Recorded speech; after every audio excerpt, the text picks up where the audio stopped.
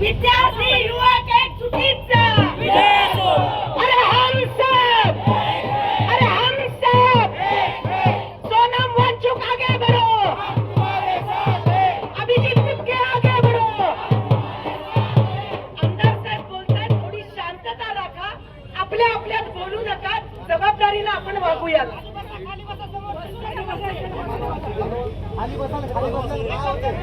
सोनम वांचुक सारख्या एका महामानवाला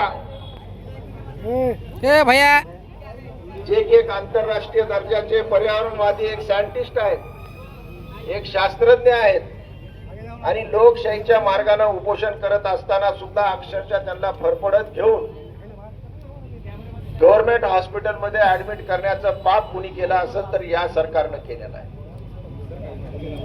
शिक्षणासारख्या पवित्र क्षेत्रामध्ये सुद्धा हे भ्रष्टाचार करतायत.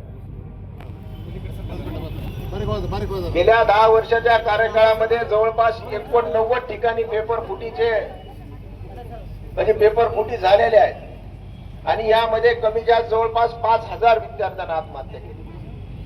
कारच्या ह्याच्यातच मला वाटतं 20-22 विद्यार्थ्यांना आत्महत्या केलेली.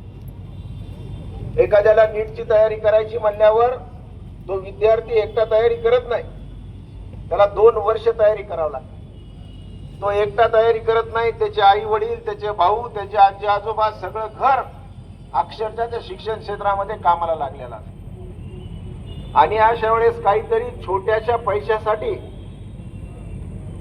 केंद्र सरकारचे मंत्री, केंद्र सरकारचे अधिकारी खऱ्या अर्थानं यांचं आयुष्य जर विकून टाकत असतील तर यांच्यासारखा पापी आणि यांच्यासारखा निर्दयी माणसं मला वाटतं जगात कुठेही तुम्हाला दिसणार.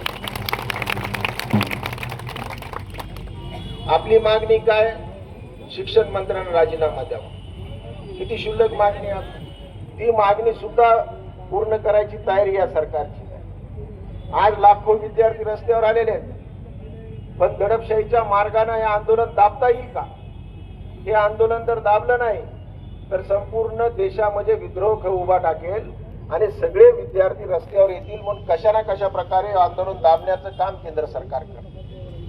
पण आज तुम्ही पाहता की प्रत्येक जिल्ह्यामध्ये अशा आंदोलन सुरू झाले, प्रत्येक तालुक्यामध्ये अशा प्रकारचा एक आक्रोश युवकांचा बाहेर आलेला आहे. आणि खऱ्या अर्थानं देशामध्ये जर सत्तांतर करायचं असेल तर ती ताकद कोणात आहे? तुमच्या विद्यार्थ्यांमध्ये आणि नवयुवकांमध्ये आहे. म्हणून तुम्ही घाबरून जायची तुम्हाला काही गरज नाही. आम्ही तुमच्या बरोबर आहोत. लोकशाहीचं रक्षण करण्यासाठी, संविधानाचं रक्षण करण्यासाठी, लोकतंत्राची हत्या होऊ नये यासाठी आपण जात-पात सगळं बाजूला ठेवून सर्वजणांनी एकत्र राहिलं पाहिजे आणि मजबूतीनं या अन्यायाच्या विरुद्ध आपण उभा टाकलं पाहिजे. आज आम्ही समाजात काम करत असताना मला सुद्धा, मी 3ऱ्यांदा आमदार झालेलो आहे, मी सुद्धा 2-3 सरकार बघितले, पण अशा प्रकारचं सरकार मी आजपर्यंत पाहिलेलं नाही. मोठ्या प्रमाणावर बेरोजगारी वाढलेली आहे, मोठ्या प्रमाणावर महागाई वाढलेली आहे. एसटीचं भाडेवाढ कालच झालं 16%. म्हणजे अक्षरशः सर्वसामान्य माणूस हा जगण्यासाठी तडफडत आहे. म्हणजे यांच्यापेक्षा इंग्रज बरे अशा म्हणण्याची वेळ आज आपल्यावर आलेली.